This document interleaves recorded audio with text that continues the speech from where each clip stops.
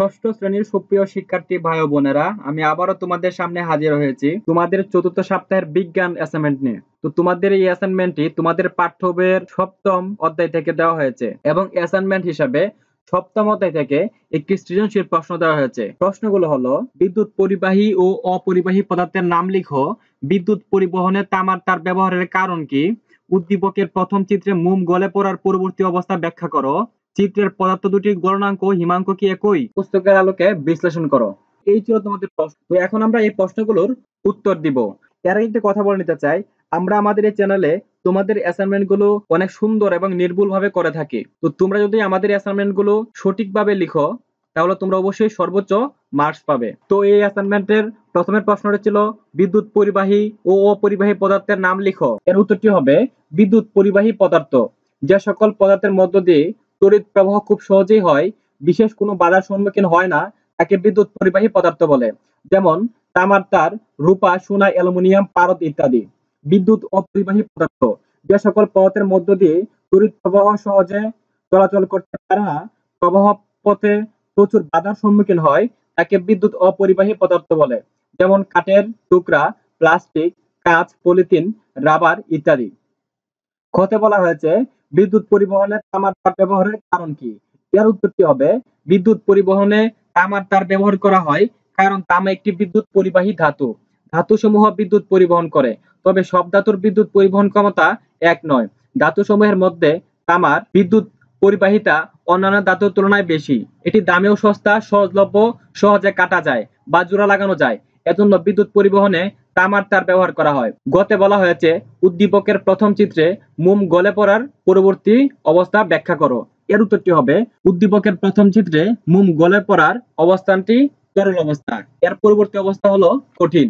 নিচে তা ব্যাখ্যা করা হলো। মোমের জ্বলনে পদার্থের তিন অবস্থা দেখা যায়, যেমন কঠিন, তরল এবং গ্যাসীয়। কঠিন অবস্থায় তাপে যখন মোম গলে তরলে পরিণত হয় তখন কিছু অংশ বাষ্পে পরিণত হয়।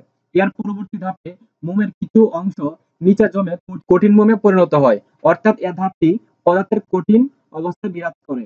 কোন বস্তু যতটুকু জায়গা দখল করে সেটি ওই বস্তুর আয়তন। সকল কঠিন বস্তুই জায়গা দখল করে, তাই সকল কঠিন বস্তুরই আকার ও আয়তন আছে। কঠিন পদার্থের আকার ও আয়তন সহজে পরিবর্তন করা যায় না, এরা যথেষ্ট দৃঢ়, অর্থাৎ এদের দৃঢ়তা আছে। তবে কিছু কিছু কঠিন পদার্থের দৃঢ়তা কম, যেমন সরিষার দানা, বাত, কলা ইত্যাদি। তো এই ছিল তোমাদের ঘ নম্বরের প্রশ্নের উত্তর। তো সর্বশেষ তোমাদের ঘ নম্বরের প্রশ্নের উত্তর। তো তোমাদের ঘ নম্বরের প্রশ্নে বলা হয়েছে চিত্রের পদার্থ দুটি গলনাঙ্ক হিমাঙ্ক কি একই, পাঠ্যপুস্তকের আলোকে বিশ্লেষণ করো। এর উত্তরটি হবে চিত্রের পদার্থ দুটির গলনাঙ্ক ও হিমাঙ্ক একই, পাঠ্যপুস্তকের আলোকে বিশ্লেষণ করা হলো। যে তাপমাত্রায় কোনো কঠিন পদার্থ তরলে পরিণত হয় সে তাপমাত্রাকে ওই পদার্থের গলনাঙ্ক বলে।